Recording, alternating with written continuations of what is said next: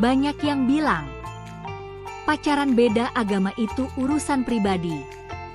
Tapi kalau udah punya anak, beda cerita.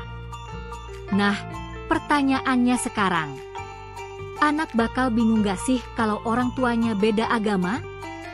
Jawabannya, bisa iya, bisa enggak, tergantung cara orang tuanya. 1. Anak itu belajar dari lingkungan terdekat. Siapa lingkungan terdekat anak? Ya, orang tuanya. Kalau dari kecil anak lihat ayah ibunya saling menghargai, walau beda agama, tetap rukun. Itu jadi pelajaran langsung soal toleransi. Tapi kalau dari kecil dia lihat debat, perbedaan yang gak pernah selesai, atau dipaksa milih satu sisi, ya wajar kalau dia tumbuh bingung, bahkan bisa tumbuh dengan luka identitas.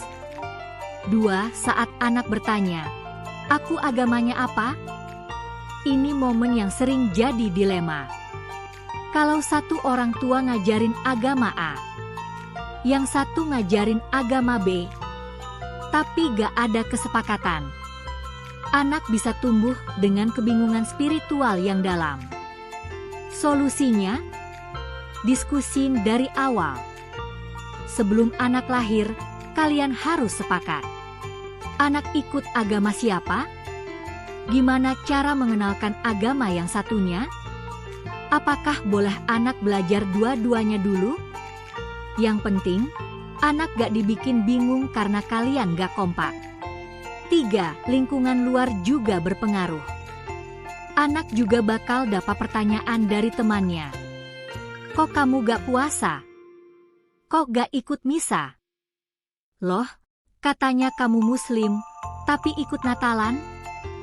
Kalau dari rumah dia gak punya pondasi yang jelas, itu bisa jadi tekanan yang bikin dia minder atau overthinking soal identitasnya.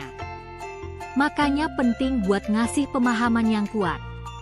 Bukan cuma tentang agamanya, tapi juga soal menghormati perbedaan.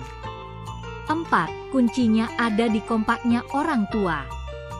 Kalau kalian sebagai pasangan beda agama bisa kompak, saling support, jelas kasih arah ke anak, dan ngajarin anak cara bersikap bijak atas perbedaan, maka anak gak akan tumbuh dalam kebingungan, tapi dalam kepercayaan diri dan toleransi. Anak-anak itu peka banget. Mereka tahu mana keluarga yang sehat, mana yang cuma pura-pura baik-baik aja. Jadi, akankah anak bingung? Bisa iya, bisa enggak. Kalau kamu dan pasangan siap dari awal, komunikasi terbuka, dan sepakat soal nilai yang mau diajarkan, anak justru bisa tumbuh jadi pribadi yang toleran dan kuat secara mental. Tapi kalau kalian masih tarik-menarik keyakinan masing-masing, tanpa solusi, tanpa arah, maka anaklah yang akan menanggung kebingungannya.